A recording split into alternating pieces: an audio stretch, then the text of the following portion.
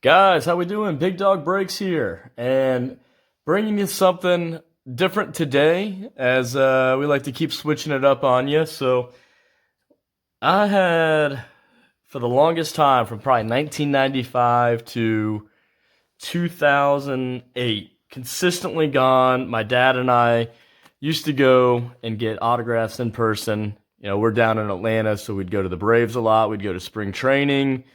We'd go to a lot of other stadiums and just, never for selling, always for fun, just going there and getting autographs. And had a lot of fun stories, a lot of good times and memories from that. And so thought today I would share some of those with you. I'm going to do only my A autographs today. I do have some of my like top tier best autographs in display cases, so maybe I'll show you those one day. But for now, these are just ones in a box. But we'll go through them and see who you recognize here, and maybe some memories. Bobby Abreu, always a very quiet guy, but he signed every single time he was in town. Jeff Abbott, other Bobby Abreu's, and basically what you're doing is you're going up to him and Mr. Abreu, would you mind signing? And sometimes you have a lot of people out there looking for autographs. Brad Osmus. Sometimes it's just it was just my dad and I. It really just depended on who the team was. If it was the Yankees, it would be packed out. And, you probably really weren't getting anybody. But if it was, somebody like maybe the Tigers back in the day or the Rays, Marlon Anderson, always a very nice guy. He lives here in Atlanta now. Moises Alou, if you remember him, he liked to pee on his hands before. That's the old tale, at least. He would pee on his hands before each game. Marlon Anderson always signed a good bit. But Brad Osmus again. But yeah, so you'd wait outside. You get there maybe anywhere. If it was a 1 o'clock game, get there at 7 or 8 a.m. out and wait outside the stadium. These guys with Sandy Alomar Jr. always had a beautiful autograph and signed every single time. And these guys would pull up in usually cabs, single cabs by themselves, and they get dropped off outside the stadium. And if that was the case, then if you had, you had a couple quick seconds, to figure out who it was and if you recognized them. And back in that day, we did recognize a good bit of them. Now, there was times where we might have said the wrong name or something, and either they'll correct you or they'll just say, that's not me, and they keep walking. But you'd have a couple quick seconds to catch them.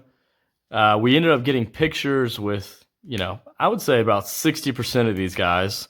So a lot of memories at the time. To me, I was like, oh, why do we have to keep getting pictures? Like, these guys don't want to do this. And I was not a big fan of it. But now, looking back on them, I mean, Roberto Alomar, also a nice autograph. Now, looking back on them, I'm so glad that, my dad made us do that. And a lot of times, too, we would, get him to sign that Matt Anderson autograph is super cool. Antonio Alfonseca, the six-fingered man.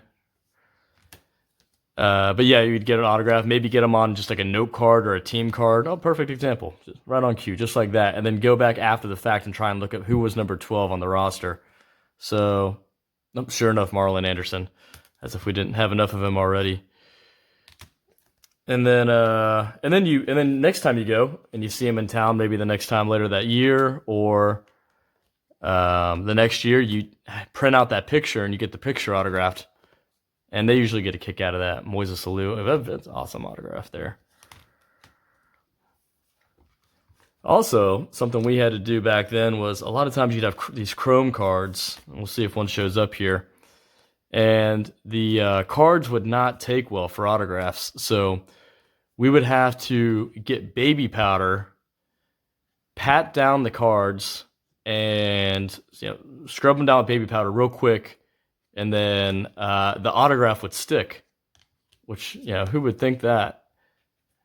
Danny Andren, Rich Aurelia, so he signed a lot too. And I would say looking at these, another Moises, a lot of these guys, like Tony Armas, always sign, but, not a talker. Eduardo Alfonso, I don't even remember him speaking English, but he signed a good bit. And it was always interesting seeing how good their autograph was, if they took pride in it, took some time to really I remember Willie Ibar did not talk at all.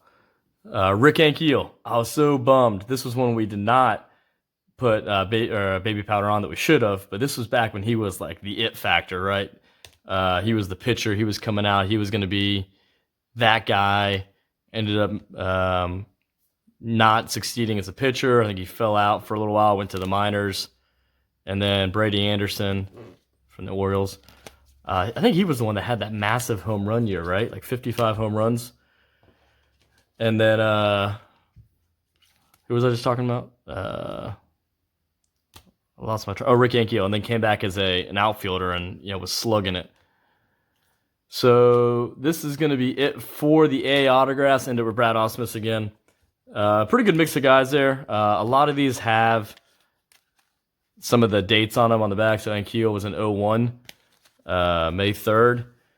And they, I've got boxes and boxes of these by the last name. So I'll keep running through them. Let me know if you guys saw anybody here that brought back some memories for you. Not too many big names in that one, but at least some good looking autographs.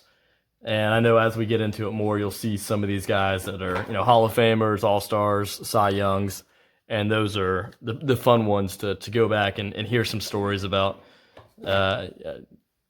I'm looking forward to telling you guys about, when I met A-Rod and he pulled me into the batting cage with him. I met Ivan Rodriguez, and he was sitting in his helicopter as I was talking to him, and he was signing for me.